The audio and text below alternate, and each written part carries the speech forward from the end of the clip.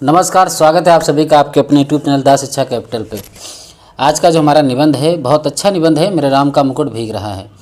इससे आपको हर एक चीज़ मैं आपके सामने रख दिया हूँ कि भाई देखो, जो अभी 2023 और 24 में क्वेश्चन पूछे गए हैं इस निबंध से, वो भी आपके सामने आ चुका है। ठीक है, ताकि आप एक बार देख लें कि किस लेवल के प्रश्न बनते हैं।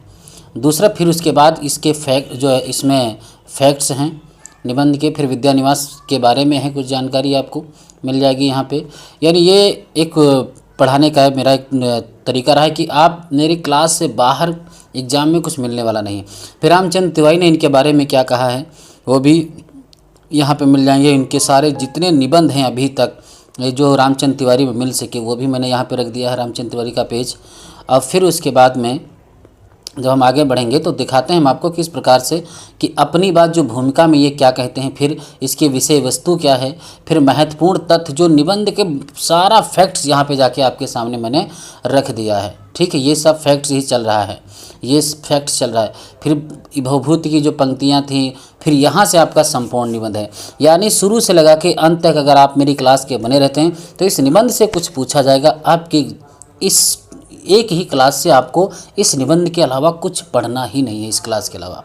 ठीक है, चलो तो शुरुआत करते हैं। अच्छा, ये जो प्रश्न आपके सामने आए हैं इनका उत्तर तो अभी मैं नहीं दूंगा, पहले आप एक बार देख लें क्वेश्चन, फिर हम संपूर्ण पढ़ के फिर इन पे जो है अच्छे से सॉल्व कर लेंगे।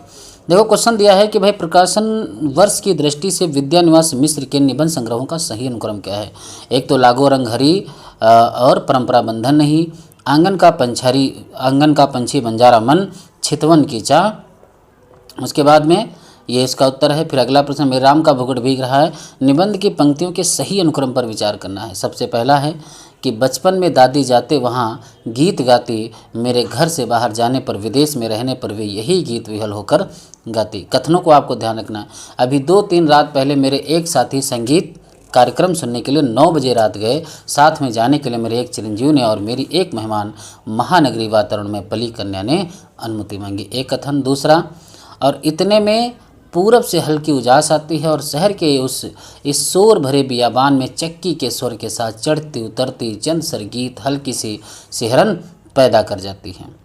कैसे। फिर चौथा ऑप्शन है कि कैसे मंगलमय प्रभात की कल्पना थी और कैसी कालरात्रि आ गई, एक दूसरे को देखने से डर लगता है। तो याद रखना इंपॉर्टेंट है यहाँ से कि ये कथन आपको क्रम में लगाना है, जिस प्रकार से निबंध में है ये आपके सामने हैं। आप चाहें तो इसको रोक के पहले आप खुद ही सॉल्व कर लें, उसके बाद में आगे हम लोग पढ़ेंगे।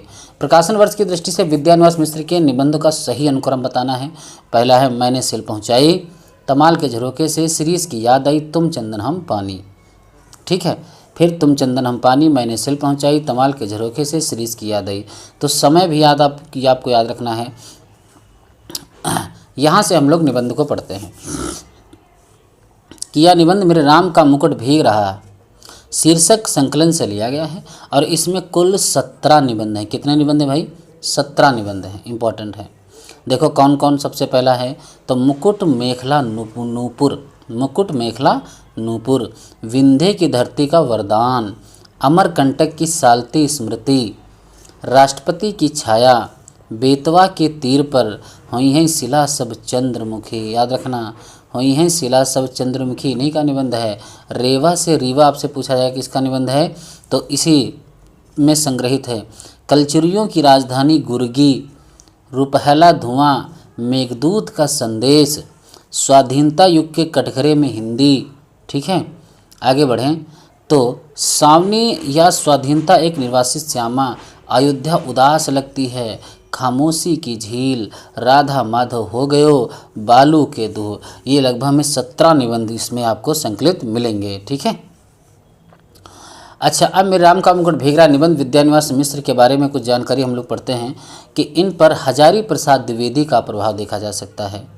इनके ललित निबंध विषय वस्तु, भाव भंगिमा, दृष्टिकोण एवं शैली शिल्प की दृष्टि से अद्वितीय भी हैं। विद्या निवास मिश्र के निबंधों में मौलिक चिंतन, शास्त्र संपदा एवं भारतीय लोक संस्कृति देखने को मिलती है। इन्होंने अपने निबंधों में कल्पनाशीलता के साथ जीवन के विषमताओं तथा समसामयिक समस्याओं का विशद चित्रण किया है। इनके निबंधों की मुख्य विशेषता यह है कि इन्होंने साधारण विषय को लेकर भी उन्हें पौराणिक, ऐतिहासिक एवं साहित्यिक संदर्भों से युक्त करके प्रभावशाली बना दिया है। आगे बताते हैं कि विंध्य की धरती का जो वरदान है, निबंध में वे क्या लिखते हैं कि भारत की सांस्कृतिक एकता में विंध्य भूमि के योगदान की चर्चा करते हैं। आम्र मंजरी में संस्कृति साहित्य में चित्रित वसंत वर्णन का विशद चित्रण करते हैं, जबकि घने नीम तरुतले नामक निबंध में जीवन और नीम के संबंध को उद्घाटित करते हैं। गौर से समझना। फिर कहते हैं कि उन्होंने कलचुरियों की राजधानी गुर्गी नामक निबंध के आधार पर गुर्गी की भग्न प्रतिमाओं पर विश्वास व्यक्त करते हुए यह निष्कर्ष निकाला कि भारत का मध्य युग उतना पतित नहीं था जितना उसे आज समझा जाता है, इतना नहीं जितना आज समझा जा रहा है। फिर कहते हैं आगे कि विंध्य के लोक के अंचल पर केंद्रित धनवा पियर भैले मनवा पियर भैले निबंध में उन्होंने ग्रामीण जीवन एवं किसानों की दयनीय दशा का चित्रण बड़ी कुशलता से किया है। अपने निबंध, याद रखना, अपने निबंध कदम की फूली डाल में उन्होंने विंध्य प्रदेश के सांस्कृतिक एवं प्राकृतिक संपदा का मनोहारी वर्णन किया है। ठीक, आगे बढ़ते हैं तो इनका भाई नामक संस्मरणात्मक निबंध, याद रखना, भाई जो नामक संस्मरणात्मक निबंध अज्ञे की जीवन पर आधारित। आपसे पूछा जाएगा कि जो भाई नामक संस्मरणात्मक निबंध लिखा था किसके जीवन पर आधारित है, तो अज्ञे के जीवन पर आधारित है। किसके जीवन पे? अज्ञे के जीवन पे। Very very important. आगे बढ़ते हैं तो यहाँ पे देखते हैं कि जो भ्रमरानंद उपनाम से विद्यानिवास मिश्र ने सरस्वती के संपादक श्री नारायण चतुर्वेदी को चिट्ठियां लिखी। तो याद रखना, किस नाम से? भ्रमरानंद से। किसने लिखा था? विद्यानिवास मिश्र ने। कहाँ किसको भेजा था? नारायण चतुर्वेदी को। इन चिट्ठियों में चीन के आक्रमण और अंग्रेजी भाषा के प्रभुत्व को लेकर चिंता जाहिर की गई है। इनके प्रमुख निबंध हैं तुम चंदन हम पानी, आंगन का पंछी और बंजारा मन, चितवन की छां, बसंत आ गया पर कोई उत्कंठा नहीं, मैंने सिल पहुंचाई। याद रखना, हिंदी का गद्य साहित्य doctor Ramchandra Tiwari, page number 99 आप लोग जाएंगे, मिल जाएगा। उसमें से जो मुझे इंपॉर्टेंट लगा सब रख दिया है। विद्यानिवास मिश्र को आचार्य हजारी प्रसाद द्विवेदी के बाद उनकी परंपरा को विकसित करने वाले एक आत्मव्यंजक निबंधकार के रूप में, याद रखना, किसके रूप में? आत्मव्यंजक, यानी आत्मा तक पहुँचने वाले आत्मव्यंजक निबंधकार के रूप में सर्वाधिक ख्याति प्राप्त हुई है। उनके व्यक्तित्व में संस्कृति साहित्य की अभिजात रस चेतना, आधुनिक भावबोध एवं लोक जीवन की स्वच्छंद प्राणमयी रसधारा का अद्भुत सामंजस्य है। अब तक उनके 4 दर्जन से अधिक निबंध संग्रह प्रकाशित हैं। सन 1935 ईस्वी में उनका पहला निबंध संग्रह, याद रखना, चितवन की छां, 1953। आपसे पूछा जाएगा कि चितवन की छां का समय क्या है? 1953। ठीक है, देखो 53 ऐसे लिखोगे, जब 53, ठीक है। यहाँ लिखा चितवन, 53 ऐसे बोल दो, 53 तो यहाँ 53 लिखने पे भी, यहाँ मैं ऐसे 53 लिख ही रहा हूँ, 53 अगर इस भाषा में बोल रहा हूँ थोड़ा, तो यहाँ पे वैसे तो होता है, आप 53 भी कह सकते हैं, 53 भी कह सकते हैं, पर मैंने लिखा 53, तो 1 2 3 4, और चितवन में 1 2 3 4, तो वहाँ 53 में भी 4 अक्षर, यहाँ भी 4 वर्ण। ठीक, तो 53 में चितवन की छां, चितवन 53 बन जाएगा। ठीक है, बन गया। आगे बढ़ते हैं। प्रकाशित उसकी भूमिका में आपने लिखा, याद रखना, चितवन की छां जो है इनका निबंध, उसकी भूमिका में इन्होंने क्या लिखा है कि वैदिक सूक्तों के गरिमामय उद्गम से लेकर लोक गीतों के महासागर तक जिस अविच्छिन्न प्रभा की उपलब्धि होती है, उस भारतीय भावधारा का मैं स्नातक हूँ। मेरी मान्यताओं, याद रखना, मेरी मान्यताओं का वही शाश्वत आधार है। मैं रेती से अपनी डोंगी नहीं चलाना चाहता और न जमीन के ऊपर बने रूंधे तालाबों में छपखोरी खेलना चाहता हूँ। भारतीय भावधारा के स्नातक होने के कारण मिश्र जी को उन विचारधाराओं और चिंतन पद्धतियों से बराबर टकराना पड़ा है। जो भारतीयता को प्रदूषित करती रही मिश्र जी के निबंध इसी टकराहट की उपज हैं। ठीक है, तो याद रखना चितवन की छाछ सबसे पहला, चितवन की छाछ, चितवन 53 आ गया। ठीक, हल्दी दूब, हल्दी दूब का समय क्या है 1955, हल्दी दूब, हल्दी दूब, तो हल्दी 55। अच्छा, एक आप लोगों को मैं इनको निबंध याद करने की कोशिश करता हूँ। आप लोग जब शादी होती है बेचारा सबकी, तो हल्दी लगती है। ठीक है, तो कभी देखा होगा कम से कम 5-5 लोग आके हल्दी लगा के जाते हैं। अच्छा, यहाँ भी नहीं देखो तो हल्दी की रस्म होती है, तो उसमें देखा जाए तो भाई कितने लोग आके रस्म जो है हल्दी लगाते हैं, तो मान लेते हैं कम से कम 5-5 लोग आते हैं हल्दी की रस्म पूरी करने। तो हल्दी कितने लोग लगाते हैं 5-5 लोग, तो याद रखना 5-5, हल्दी के 2 55। ठीक है, कदम की फूली डाल 56, इसे कैसे याद करोगे कदम की फूली डाल। अच्छा, जब कदम का पेड़ होता है, अगर उसका फूल जब नीचे गिरता है तो हमारी भाषा में कहते हैं उस गिरता है कैसे, बिल्कुल छप पदे गिरता है। कैसे, कदम का जब फूल गिरता है तो कैसे गिरता है छप पदे, कैसे छप पदे, कैसे गिरता है भाई छप पदे, तो छप से 56। याद रखना कदम की फूली डाल कैसे गिरते हैं उसका फूल छप पदे गिरता है, कैसे भाई छप पदे, तो छप से 56। ठीक है, देखो चितवन की छाछ 53, हल्दी दूब 55, कदम की फूल डाल 55। सन ऐसे नहीं याद होते हैं, सन किसी से जोड़ के याद करोगे तभी याद होगा। मेरा ये तजुर्बा रहा है। लगभग में आदिकाल भक्तिकाल की मुझे जो रचनाएं हैं सन सहित याद हैं, और इधर भी लगभग में बहुत द्विवेदी युग भारतीय युग की सन मुझे याद रहते हैं। क्यों? क्योंकि मैंने उनको इस प्रकार से नहीं याद किया है, किसी से जोड़ने की कोशिश की है। ठीक है, जैसे मान लो आपके सामने कहानी, आप लोग नाटक पढ़ते हैं, एक नाटक है आप में एक और द्रोणाचार्य, कब लिखा गया? तुरंत आपके मन में क्लिक, मेरे मन में कैसे क्लिक करता कि एक और द्रोणाचार्य, जो द्रोणाचार्य था, और जो दोनों कहानियाँ उसमें साथ साथ चलती हैं, ऐसे दोनों कहानियाँ उसमें साथ साथ चलती हैं, तो 7-7 से 77, 1977, इस प्रकार से समय को याद किया जाता है कंठस्थ।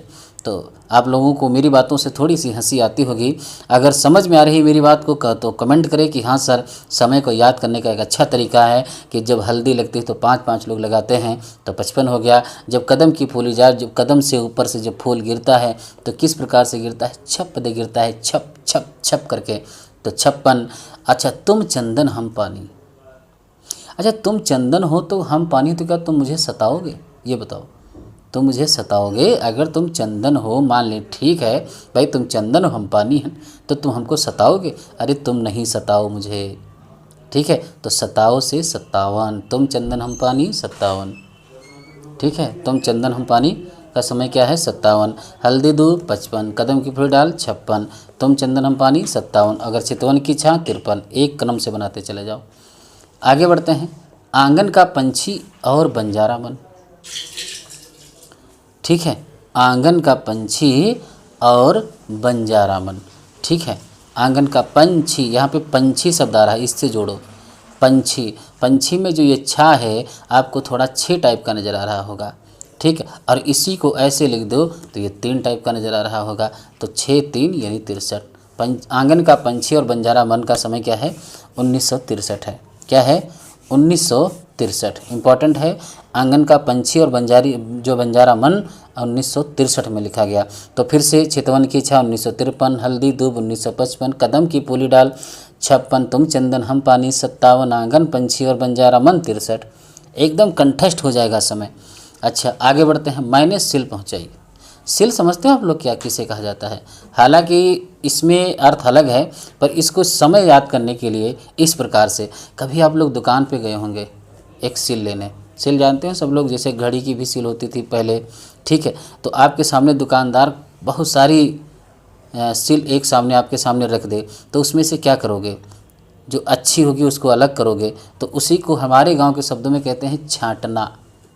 याद रखना थोड़ा, छाँटना यानी जो कई सिलों से अलग कर लेना, छाँटना। तो छाँटना से छाछड़ बना लो, समय याद हो जाएगा। मैंने सिल पहुँचाई का समय क्या है? 1966। तो मैंने सिल पहुँचाई, ठीक है, ये 1966 में लिखा गया था निबंध। अच्छा, उसके बाद आगे बढ़ते हैं। तो वसंत आ गया पर कोई उत्कंठा नहीं। वसंत आया, मैं मानता हूँ वसंत आया है, सबसे बेहतर वसंत आया है। जो वसंत इस टाइम आया है वो सबसे बेहतर आया है, मगर क्या करें, मुझे फिर भी कोई उत्सुकता नहीं, कोई उत्कंठा नहीं। तो वसंत आया है वो सबसे बेहतर आया है। ऐसे बेहतर से बेहतर याद रखना, वसंत जो आया है वो सबसे बेहतर आया है। ठीक, फिर से हल्दी की धूप 53, ठीक है। उसके बाद हल्दी की धूप कब 55, उसे चितवन की छाँ 53, आंगन का पंछारी, आंगन का, आगे बढ़ते हैं देखो, कदम की फूली डाल 56, तुम चंदन हम पानी 57, आंगन का पंछेर बंजारा मन 63, मैंने सिल पहुँचाई 66, बसंत आ गया अब पर कोई उत्कंठा नहीं 72।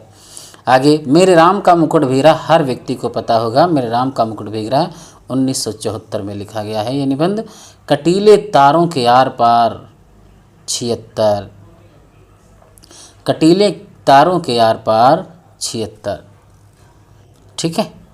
कटीले तारों के आर पार, समय का है 76, कटीले तारों के आर पार 76, ठीक है।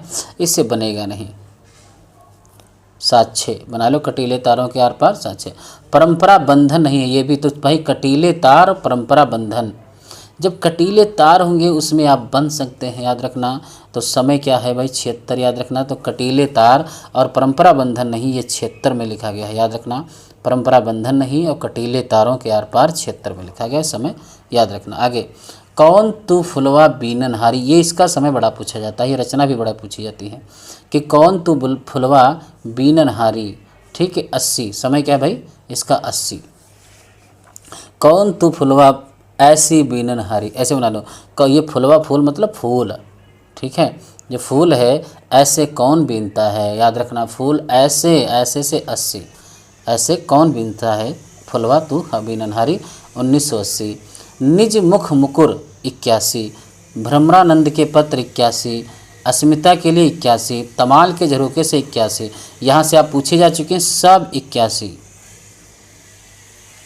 निज मन मुकुर सुधार, नहीं सुनते हो तो याद रखना, तमाल के झरोके, तमाल क्या है, कमाल, एक ऐसा कमाल, याद रखना एक ऐसा कमाल होगा, एक ऐसा 81, अस्मिता के लिए 81, भ्रमरानंद के पत्र 81, तमाल के झरोके, निज मुख मुकुर 81, यहाँ तक हो गया। आगे बढ़ते हैं। संचारणी, ये कब संचारणी याद रखना 82 में लिखा गया है। संचारणी कब लिखा गया है भाई 82। अंगद की नियति, ये भी 84 में लिखा गया है। अंगद की नियति 84, संचारणी 82, लागो रंग हरी 85, लागो रंग याद रखना, गांव का मन और लागो रंग हरी ये दोनों 85 में लिखे गए हैं। लागो गांव याद रखना, लाइट चली गई है, ठीक है। तो लागो रंग हरी गांव का मन, ये कब लिखे गए हैं 85 में लिखे गए हैं। आपको स्क्रीन दिख रही होगी, कोई दिक्कत नहीं है। आगे बढ़ते हैं।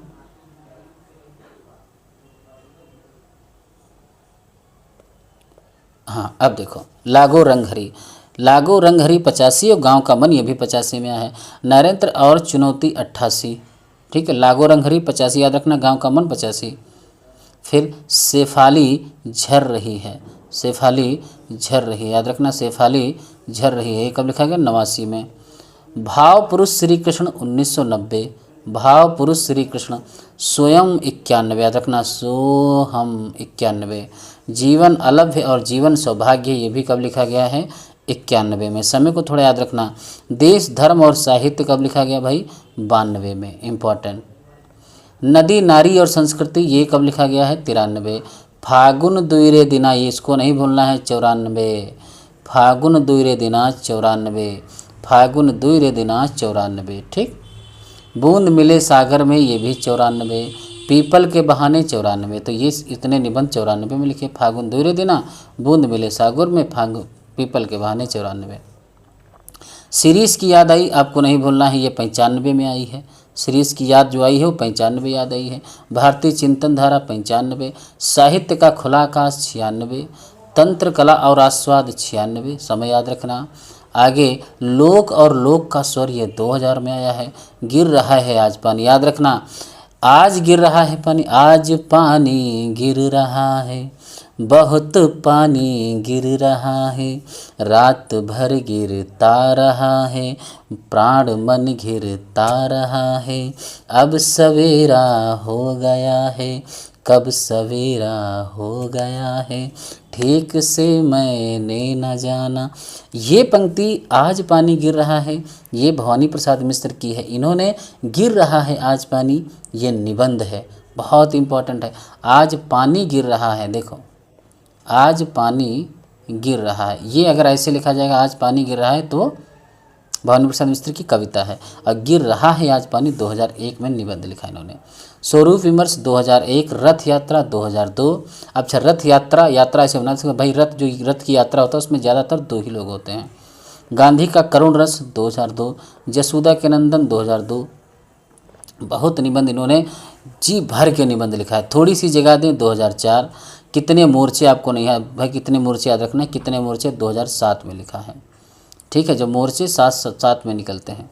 साहित्य के सरोकार 2007, तो भाई 1953 से स्टार्ट किया है, 2007 तक लगातार निबंध लिखा है। सोचा था कि हम एकदम मेरे ही निबंध दिखेंगे हर जगह। तो आदि आपके प्रसिद्ध इतने समझ लो कि आप रामचंद्र तिवारी में निबंध मिलते हैं, निबंध संग्रह हैं। अच्छा इससे पहले अगर आप जो रचनाएं जो क्रम में आई थी अगर आप देखें तो देखते हैं कितने समय आप पकड़ लेंगे।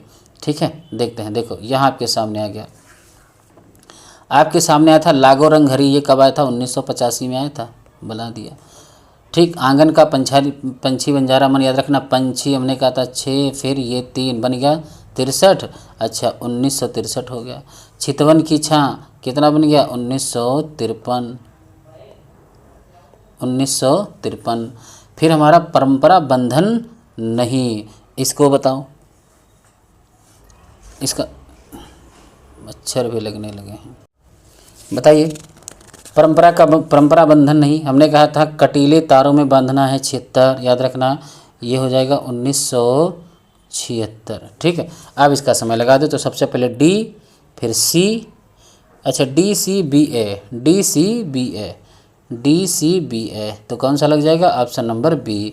समय ऐसे याद करोगे तब अच्छे से आपकी तैयारी हो जाएगी। DCBA हो गया। आगे बढ़ते हैं, अगला प्रश्न देखते हैं। ये हमारा उससे कथन से है, नहीं लगाएंगे।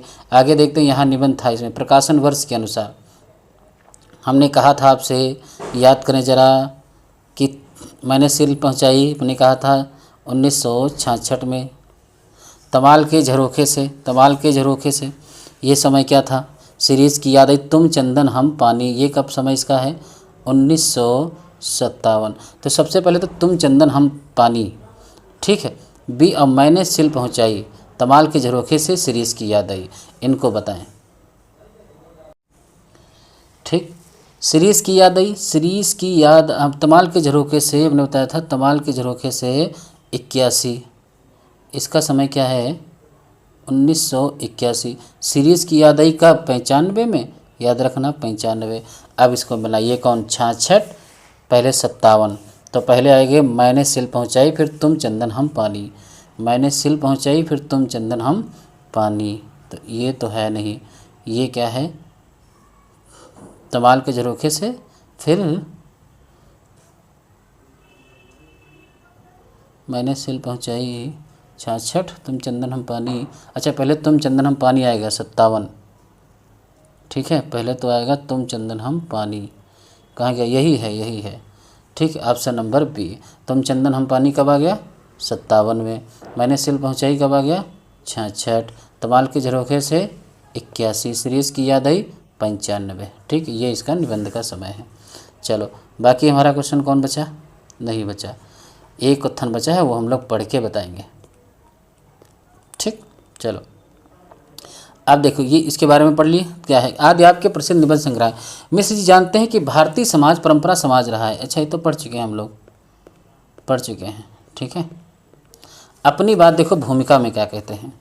कहते हैं कि इस निबंध संग्रह में आधे निबंध पुराने हैं और आधे नए हैं। याद रखना, पुराने निबंध इस निबंध संग्रह की यायावरी पर्याकुल वृत्ति के समीप हैं, इसलिए यहाँ जोड़ दिए गए हैं।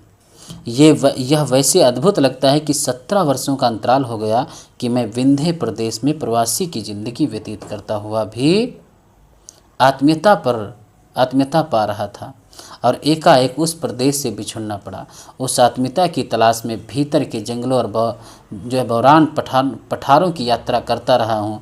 एक तरह से प्रवास अपने दर्द के साथ घर में ही आ पहुँचा है। ठीक, विषय वस्तु देखते हैं क्या है कि लेखक विद्यानिवास मिश्र द्वारा रचित मेरे राम का मुकुट भी रहा है एक प्रमुख ललित निबंध है। इस निबंध में लेखक ने पुरानी पीढ़ी और नई पीढ़ी, याद रखना, पुरानी पीढ़ी और नई पीढ़ी के विचारों एवं व्यवहारों में अंतर, मध्यवर्गीय व्यक्ति की समस्या, याद रखना, मध्यवर्गीय व्यक्ति की समस्या, माँ कौशल्या के मन की चिंता एवं मनुष्य जीवन की सार्थकता आदि विषयों पर अपना गंभीर चिंतन व्यक्त किया है।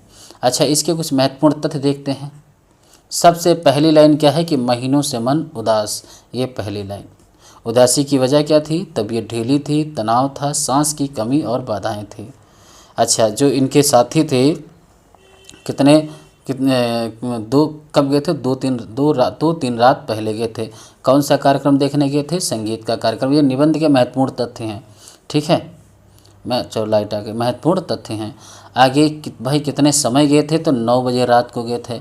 और कौन गया था? तो इनकी मेहमान लड़की भी गई थी। सबसे बोला था कितने 1.5 घंटे में आने को। रात के कितने बजे तक नहीं आए थे? रात के 12 बजे तक। मैंने कहा कि किसी को अगर UGC नेट की इस प्रकार से नोट्स चाहिए, शॉर्ट नोट्स, तो मेरे नंबर पर संपर्क करें 97 21 56 58 75। 1 से 10 यूनिट मात्र 449 रुपये में।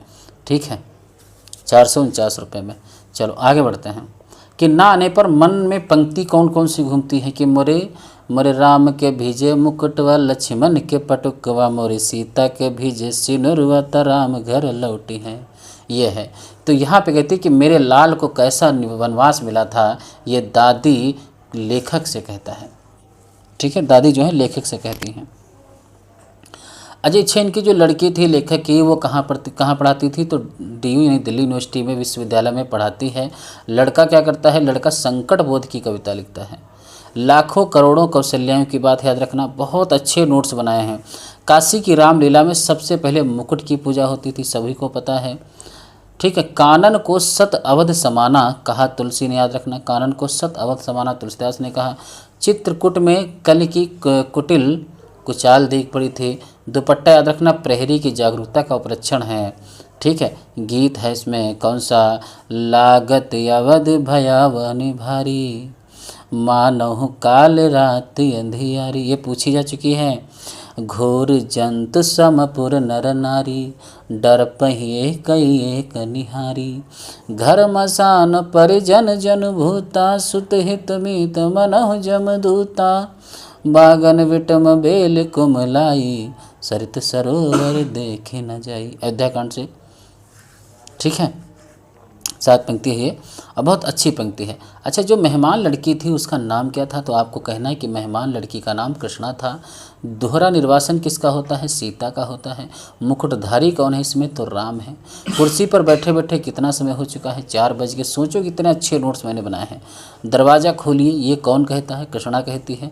हे राम तुम्हारे कब से हुए, तुम जिनकी बुनाहट पहचान में नहीं आता, मन का चोर कहता है। कौन कहता है? मन का चोर। बहुभूत की कुछ पंक्तियां हैं। पुरा यत्र श्रोता पुलिन मधुना तत्र सरिता। आगे कि विपर्यांश या तो घन विरल भाव चितरुहाम, बहो काला दृष्टुम है परम्यो मन वनमिद, निवेश शैलाना तद्मित बुद्धि तड़ीयति। याद रखना, ये कहाँ से पंक्ति ली गई आपकी? तो बहुभूत की पंक्तियां हैं, याद रखना। अब हम लोग संपूर्ण निबंध पढ़ने वाले हैं, कुछ नहीं छूटेगा। अभी जो पढ़ के हैं सब इसमें मिलने वाला है। तो सबसे पहली लाइन है कि महीनों से मन बेहद बेहद उदास है। उदासी की भाई कोई वजह नहीं, कोई खास वजह नहीं। तो क्यों उदास हो? कुछ तबीयत ढीली है तो बीमारी, अपनी दवा इलाज कराइए। आसपास के तनाव हो जाने मत, और उनसे कुछ टूटने का डर बिल्कुल छोड़ दीजिए। ठीक है, खुले आकाश के नीचे भी खुलकर सांस लेने की जगह की कमी, जिस काम में लगकर मुक्ति पाना चाहता हूँ, याद रखना, खुले आकाश के नीचे भी खुलकर सांस लेने की जगह की कमी है, और जिस काम में लगकर मुक्ति पाना चाहता हूँ उस काम में 1000 बाधाएं। कितनी बाधाएं हैं? 1000 बाधाएं हैं। कुल्ले देकर उदासी के लिए इतनी बड़ी चीज़ नहीं बनती, फिर भी रात रात नींद नहीं आती। दिन ऐसे बीतते हैं जैसे भूतों के सपनों की एक रील पर दूसरी रील चढ़ा दी गई हो और भूतों की आकृतियां और डरावनी हो गई हों। कथन याद रखना। इसलिए कभी कभी तो बड़ी बड़ी से बड़ी परेशानी करने वाली बात हो जाती है और कुछ भी परेशानी नहीं होती, उल्टे ऐसा लगता है जो हुआ एक सहज क्रम में हुआ, ना होना ही कुछ अटपटा होता और कभी कभी बहुत मामूली सी बात भी भयंकर चिंता का कारण बन जाती है। ठीक है, अब यहाँ से कथन शुरू होगा कि अभी 2-3 रात पहले, कितनी रात पहले, 2-3 रात पहले मेरे एक साथी संगीत का कार्यक्रम, कौन सा कार्यक्रम गए थे भाई, संगीत का कार्यक्रम सुनने के लिए कितने बजे, 9 बजे रात गए थे। साथ में जाने के लिए मेरे एक चिरंजीव ने और मेरी एक मेहमान महानगरी वातावरण में पली कन्या ने अनुमति मांगी। शहरों की आजकल की असुरक्षित स्थिति का ध्यान करके इन दोनों को जाने तो नहीं देना चाहता था, पर लड़कों का मन भी तो रखना होता है।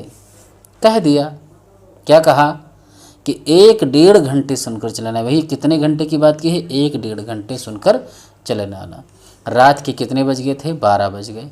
लोग नहीं लौटे। गृहिणी बहुत उद्विग्न हुई, झल्लाई। साथ में गए मित्र पर नाराज होने के लिए संकल्प होने लगी। इतने में जोर की बारिश आई और ये थोड़ा कलर गलत हो गया। छत से बिस्तर समेट कर कमरे में आया, गृहिणी को समझाया कि बारिश थमेगी, आ जाएंगे। संगीत में मन लग जाता है, संगीत में मन लग जाता है तो उठने की तबीयत नहीं होती है, तुम सो। ऐसे बच्चे नहीं हैं। पत्नी किसी तरह शांत होकर सो गई, पर मैं अकुला उठा। बारिश निकल गई, ये लोग नहीं आए। बरामदे में कुर्सी लगाकर राह जोहने लगा। दूर कोई भी आहट होती तो उदग्र होकर फाटक की ओर देखने लगता। रह रहकर बिजली चमक जाती थी, सड़क दिप जाती थी, पर सामने की सड़क पर, यह कथन पूछा जा सकता है कि पर सामने की सड़क पर कोई रिक्शा नहीं, कोई चिरई का पूत नहीं। एकाएक कई दिनों से मन में उमड़ती घुमड़ती पंक्ति गूंज गई। कौन सी, कि मोरे राम के भीजे मुकटवा, लक्ष्मण के पटुकवा, मोरी सीता के भीजे सुनरवा, तो राम घर लौटी है। ठीक, तो मेरे राम का मुकुट भीग रहा होगा, मेरे लखन का पटुका यानी दुपट्टा भीग रहा होगा, मेरी सीता की मांग का सिंदूर भीग रहा होगा, मेरे राम घर लौटे आते। अब यहाँ से आगे देखो कथन कि बचपन में दादी नानी जाते पर वह गीत गाती लेखक के बारे में। मेरे घर से बाहर जाने पर, विदेश में जाने पर वे यही गीत विहल होकर गाती और लौटने पर कहती कि मेरे लाल को कैसा वनवास मिला था। जब मुझे दादी नानी की इस आकुलता पर हंसी भी आती, गीत का सुर बड़ा मीठा लगता, हाँ तब उसका दर्द नहीं छूता। पर इस प्रतीक्षा में एकाएक उसका दर्द उस ढलती रात में उभर आया और सोचने लगा क्या, कि आने वाली पीढ़ी पिछली पीढ़ी की ममता की पीड़ा नहीं समझ पाती। ठीक है, पिछली पीढ़ी अपने संतान के संभावित संकट की कल्पना मात्र से उद्विग्न हो जाती है। मन में यह प्रतीत ही नहीं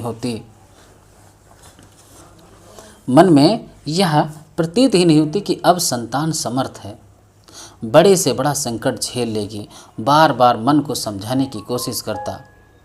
लड़की दिल्ली विश्वविद्यालय के कॉलेज में पढ़ाती है, लड़का संकट बोध की कविता लिखता है, पर लड़की का ख्याल आते ही चिंता होती है। गली में जाने कैसे तत्व रहते हैं, लौटते समय कहीं कुछ हो ना गया हो और अपने भीतर अनायास अपराधी होने का भाव जाग जाता है। मुझे रोकना चाहिए था या कोई व्यवस्था करनी चाहिए थी। पराई लड़की, और लड़की तो हर एक की पराई होती है। याद रखना, धोबी की मुटरी की तरह, किससे तुलना की गई है, धोबी की मुटरी की तरह घाट पर खुले आकाश में कितने दिन फहराएगी। अंत में उसे गृहिणी बनने जाना ही है। घर आई कहीं कुछ हो ना जाए, ये सब लेखक बैठे बैठे सोच रहा है। मन फिर घूम गया कौशल्याओं की ओर, कितनी लाखों करोड़ों कौशल्याओं की ओर, लाखों करोड़ों कौशल्याओं के द्वार मुखरित एक अनाम अरूप कौशल्या की ओर। इन सब के राम वन में निर्वासित हैं, पर क्या बात है कि मुकुट अभी भी उनके माथे पर बंधा है और उसी के भीगने की इतनी चिंता। क्या बात है कि आज भी काशी की रामलीला, याद रखना, काशी की रामलीला आरंभ होने के पूर्व एक निश्चित मुहूर्त में मुकुट की ही पूजा सबसे पहले की जाती है। क्या बात है कि तुलसीदास ने कानन को सत अवध समाना कहा और चित्रकूट में ही पहुँचने पर उन्हें कल की कुटिल कुचाल दिख पड़ी।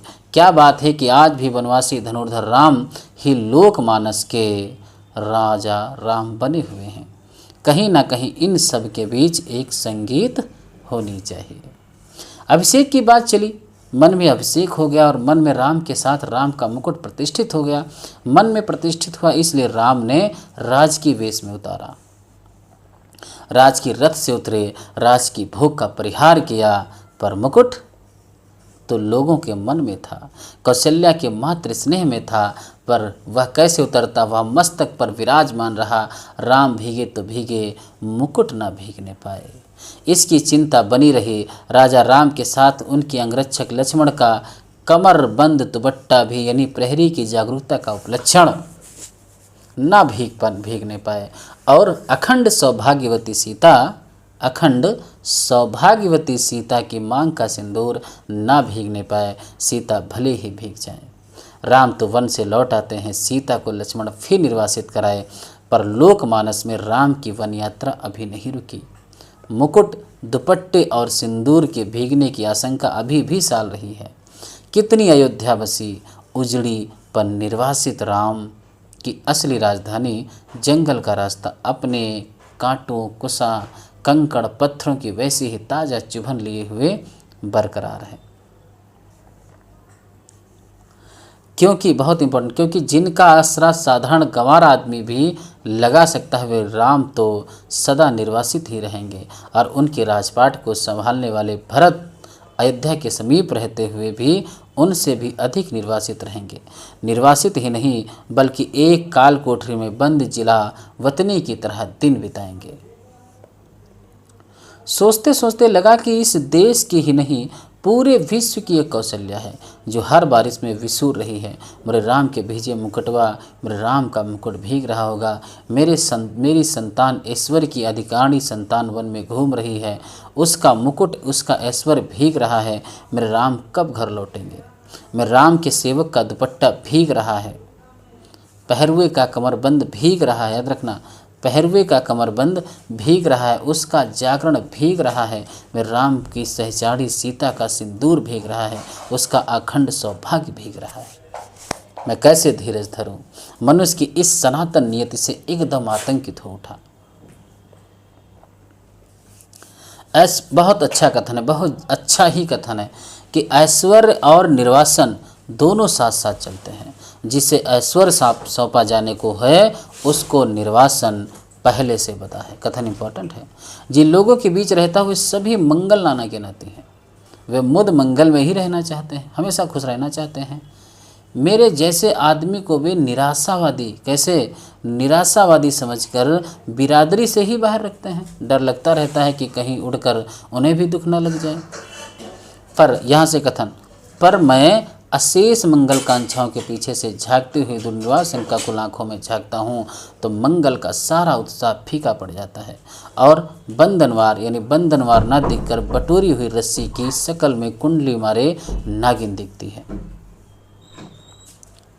मंगल घट औंधाई हुई अधपूठी गगरी दिखता है। उत्सव की रोशनी का तामझाम, धुओं की गांठों का अंबार दिखता है। मंगल वाद्य डेरा उखाड़ने वाले अंतिम कारबरदार की उस सांस में बचकर एक बारगी बंद हो जाता है।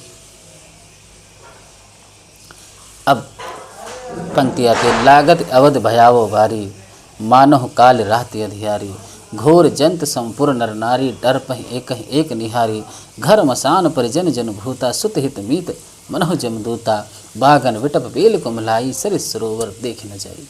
ठीक है, ये अब ये पंक्ति याद रखना, कैसे मंगल में प्रभात की कल्पना थी और कैसी अंधेरी काल रात्रि आ गई। एक दूसरे को देखने से डर लगता है। कैसे मंगलमय प्रभात की कल्पना थी और कैसी अंधेरी काल रात्रि आ गई, एक दूसरे को देखने से डर लगता है। कथनों क्रम याद रखना, जैसे मैं निबंध आराम से पढ़ा रहा हूँ, इसको याद रखना। इसीलिए घर मसान हो गया, अपने ही लोग भूत प्रेत बन गए हैं, पेड़ सूख गए हैं, लताएं कुम्हला गई हैं, नदियों और सरोवरों को देखना भी दुस्साह हो गया है, केवल इसलिए जिसका ऐश्वर्य से अभिषेक हो रहा था वह निर्वासित हो गया। उत्कर्ष की ओर उन्मुख समिष्ट का चैतन्य अपने ही घर से बाहर कर दिया गया था। उत्कर्ष की मनुष्य की उद्धोन्मुख चेतना की यही कीमत सनातन काल से अदा की जाती रही है। इसलिए जब कीमत अदा कर ही दी गई तो उत्कर्ष कम से कम सुरक्षित रहे, यह चिंता स्वाभाविक हो जाती है कि राम भीगे तो भीगे, राम के उत्कर्ष की कल्पना न भीगे, वह हर बारिश में हर दुर्दिन में सुरक्षित रहें। नर के रूप में लीला करने वाले नारायण निर्वासन की व्यवस्था झेले, पर नर रूप में उनकी ईश्वरता का बोध दमकता रहे, पानी की बूंदों की झालर में उसकी दीप्ति छिपने न पाए। उस नारायण की सुख सेज बने अनंत के अवतार लक्ष्मण भले ही भीगते रहें, उनका दुपट्टा उनका अहर्निश जागरण ना भीजे। शेषी नारायण के ईश्वर का गौरव अनंत शेष के जंगल जागर संकल्प से ही सुरक्षित हो सकेगा, और इन दोनों का गौरव जगत जननी आदिशक्ति के अखंड सौभाग्य सीमंत सिंदूर से रक्षित हो सकेगा। उस शक्ति का एकनिष्ठ प्रेम पाकर राम का मुकुट है, क्योंकि राम का निर्वासन वस्तुतः सीता का दोहरा निर्वासन है। राम तो लौट कर राजा होते हैं, पर रानी होते ही सीता राजा राम द्वारा वन में निर्वासित कर दी जाती हैं। राम के साथ लक्ष्मण हैं, सीता वन्य पशुओं से घिरी हुई हैं। विजन में सोचती हैं, विजन मतलब कोई जहाँ ना हो। प्रसव की पीड़ा हो रही है, कौन इस वेला में सहारा देगा, कौन प्रसव के समय प्रकाश दिखलाएगा, कौन मुझे संभालेगा, कौन जन्म के गीत गाएगा। कोई गीत नहीं गाता। सीता जंगल की सूखी लकड़ी बीनती है, जलाकर अंजूर करती है और जुड़वा बच्चों का मुंह निहारती है।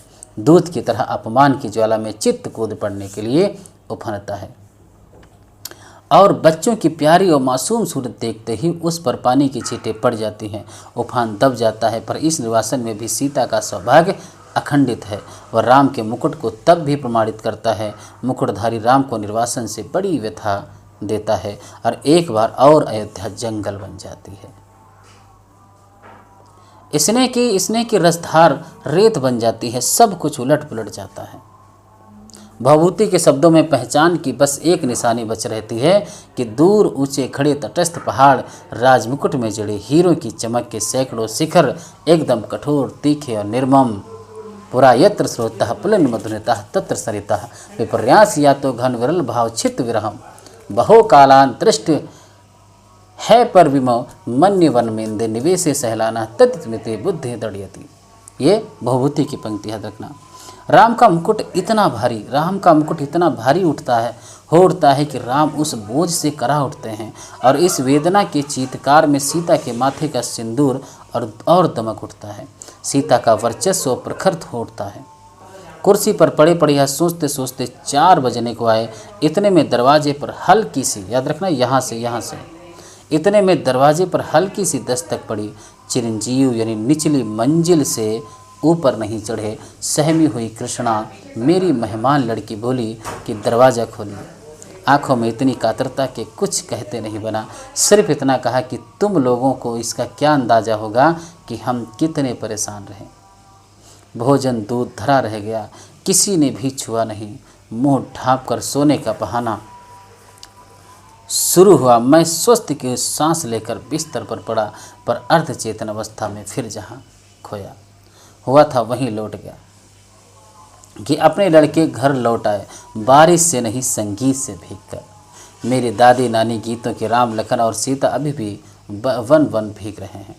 तेज बारिश में पेड़ की छाया और दुखद हो जाती है। पेड़ की हरी पत्ती टप टप बूंद पड़ने लगती है। तने पर टिके तो उसकी हर नस नस से आप्लवित होकर बारिश पीठ गलाने लगती है।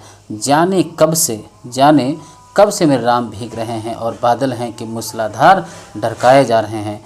इतने में मन में एक चोर धीरे से फुसफुसाता है कि हे भाई राम तुम्हारे कब से हुए, तुम जिसकी बुनाहट पहचान में नहीं आते, जिसके व्यक्तित्व के ताने बाने तार तार होकर अलग हो गए हो, तुम्हारे कहे जाने वाले कोई भी हो सकते हैं कि वह तुम कह रहे हो। मेरे राम और चोर की बात सच लगती है। मन कितना बटा हुआ है, मन चाहिए और अनचाही दोनों तरह की हजार चीज़ों में दूसरी कुछ पतियाएँ भी पर अपने ही भीतर प्रतीत नहीं होती कि मैं किसी का हूँ या कोई मेरा है, पर दूसरी ओर यह भी सोचता हूँ कि क्या बार बार विचित्र से अनमनेपन में अकारण चिंता किसी के लिए होती है? वह चिंता क्या पराये के लिए होती है? नहीं। या क्या कुछ भी अपना नहीं है? फिर इस अनमनेपन में ही क्या राम अपनाने के लिए हाथ नहीं बढ़ाते आए हैं? क्या ना कुछ होना और ना कुछ बनाना ही अपनाने की उनकी बढ़ी हुई शर्त नहीं है? ठीक है। तार टूट जाता है, मेरे राम का मुकुट भीग रहा है, या भीतर से कहाँ पाऊँ अपनी उदासी से ऐसा चिपका, अपने सैकड़े से दर्द से ऐसा रिश्ता, राम को अपना कहने के लिए केवल उनके लिए भरा हुआ हृदय कहाँ पाऊँ? मैं शब्दों के घने जंगलों में, याद रखना क्या लाइन लिखी है कि मैं शब्दों के घने जंगलों में हिरा गया है। अगर सिर्फ इतनी लाइन आ गई तो आप ढूंढ नहीं पाओगे निबंध में। कलर रखी है आपके सामने। जानता हूँ इन्हीं जंगलों के आसपास किसी टेकड़ी पर राम की पर्णकुटी है, पर इन उलझाने वाले शब्दों के अलावा मेरे पास कोई राह नहीं है। जानते खुद भी नहीं बेचारे। शायद सामने उपस्थित अपने ही मनोराज्य के युवराज, अपने बचे खुचे स्नेह के पात्र, अपने भविष्य के संकट की चिंता में राम के निर्वासन का जो ध्यान आ जाता है, उनसे भी अधिक एक बिजली से जगमगाते शहर में एक पढ़ी लिखी चंद दिनों की मेहमान लड़की के एक रात कुछ देर से लौटने पर अकारण चिंता हो जाती है। उसमें सीता का ख्याल आ जाता है। वह राम के मुकुट या सीता के सिंदूर के भीगने की आशंका से जोड़े ना जोड़े। आज के दरिद्र, ये कथन याद रखना, आज के दरिद्र अर्थहीन उदासी को कुछ ऐसा अर्थ नहीं दे देता जिससे जिंदगी ऊब से कुछ उबर सके। और इतने में, याद रखना सबसे लास्ट कथन, और इतने में पूरब से हल्की उजास आती है और शहर के इस शोर भरे बियाबान में चक्की के सदर के साथ चढ़ती है अंतिम लाइन। अभी खैर अंतिम नहीं है, पर उस कथन के अनुसार अंतिम लाइन है। उतरती जैत सार गीत, याद रखना कौन सा? जैत सार गीत हल्की सी सिहरन पैदा कर जाती है। भोरे राम के भीजे मुकुटवा मोरे, और अमचूर की तरह विश्वविद्यालय जीवन की निरस्ता में सूखा मन कुछ जरूर ऊपरी सतह पर ही सही भीगता नहीं तो कुछ मन तो हो ही आता है। और महीनों की उमड़ी घुमड़ी उदासी बरसने बरसने को आ जाती है। बरस ना पाए यह अलग बात है, कुछ भीतर भाप हो तब ना बरसे, पर बरसने का यह भाव जिस ओर से आ रहा है उधर राह होनी चाहिए। इतनी असंख्य कौशल्याओं के कंठ में बसी हुई जो एक अरूप ध्वनि कौशल्या है, एक अरूप ध्वनि जो कौशल्या है, अपनी सृष्टि के संकट में उसके सतत उत्कर्ष के लिए आकुल उस कौशल्या की और उस मानवीय संवेदना की ओर ही कह रही है कि घास के नीचे दबी हुई उस घास की महिमा अपरंपार है। कथन पूछा जा चुका है कि उसे तो आज वन्य पशुओं के राज की संरक्षित क्षेत्र बनाया जा रहा है। नीचे ढकी हुई राह तो सैलानियों के घूमने के लिए, वन्य पशुओं के प्रदर्शन के लिए, फोटो खींचने वालों की चमकती छवि यात्राओं के लिए बहुत ही रमणीक स्थली बनाई जा रही है। उस राह पर तुलसी और उनके मानस, याद रखना तुलसीदास और रामचरित मानस का वर्णन है, के नाम पर बड़े बड़े तमाशे होंगे, फुलझड़ियाँ दगेंगी, सैर सपाटे होंगे, पर वह राह ढकी रह जाएगी। केवल चक्की का स्वर, श्रम का स्वर ढलती रात में, भीगती रात में अनसोए वात्सल्य का स्वर राह तलाशता रहेगा। किस ओर राम बड़े होंगे बारिश से बचने के लिए, किस ओर बता दो सखी। ये अंतिम लाइन है इस निबंध की। ठीक है, अब जो प्रश्न आया था उसको देखो जाके गौर से। देखो ये रहा, ये प्रश्न कहाँ गया, ये रहा क्रम से। मेरे राम का मुकुट भैया निबंध की सही। बचपन में दादी जाते पर वह गीत गाती कि मेरे घर से बाहर जाने पर, विदेश में रहने पर वे यही गीत विहल होकर गाती थी। नहीं, पहले तो कथन हमारा कौन सा था? दूसरा, अभी 2-3 रात पहले। ठीक है, और सबसे लास्ट में आपका कौन सा है? इतने में पूरब से हल्की उजास आती है। तो सबसे लास्ट में देख लें कौन सा है? 3। ठीक है, और 2 1 3 2 1 4 3 2 1 4 3। ठीक है, अब इसको एक बार फिर से पढ़ना और मिलान करना। 2 1 4 3। बहुत अच्छा निबंध है। ठीक है, तो सभी लोग बने रहें और टेस्ट आपका होने वाला रोज़ हो रहा होगा, जो है रात को 9 बजे टेस्ट होता है, ठीक है। जो 2022 से 2025 तक अभी प्रश्न आए हुए हैं कहानी के मैंने करवा दिए हैं, और फिर 2022 से 2009 से 2020 तक 21 तक आगे की कहानी के सारे क्वेश्चन अलग कराऊंगा, ठीक है। इस प्रकार से हमारी क्लासेस चलती रहेंगी, और संडे को आपको संपूर्ण टेस्ट भी होने वाला है। 100 क्वेश्चन होंगे और MCQ रूप में होंगे, नए प्रश्न होंगे आप लोगों के लिए, उसको ज़रूर ज्वाइन करें। और फिर कहता हूँ कि किसी को अगर वो प्रश्न जो टेस्ट होते हैं वो, और फिर एक UGC नेट की 1 से 10 यूनिट की अगर किसी को नोट चाहिए, शॉर्ट नोट्स, तो इस नंबर पे संपर्क कर लें 97 21 56 58 और 75। आपको नोट्स देख चुके होंगे, इसी प्रकार से आपको नोट्स मिलेंगे, ठीक है, ताकि आपका कुछ छूटे ना, आप आसानी से पढ़ सकते हैं। शॉर्ट में चाहेंगे तो शॉर्ट में मिल जाएंगे, और अगर फुल में चाहेंगे जैसे आपको पढ़ाया गया है उस प्रकार से भी नोट्स दिए जाते हैं, ठीक है, मात्र 449 रुपये में, ठीक है। चलो, सभी का बहुत बहुत धन्यवाद।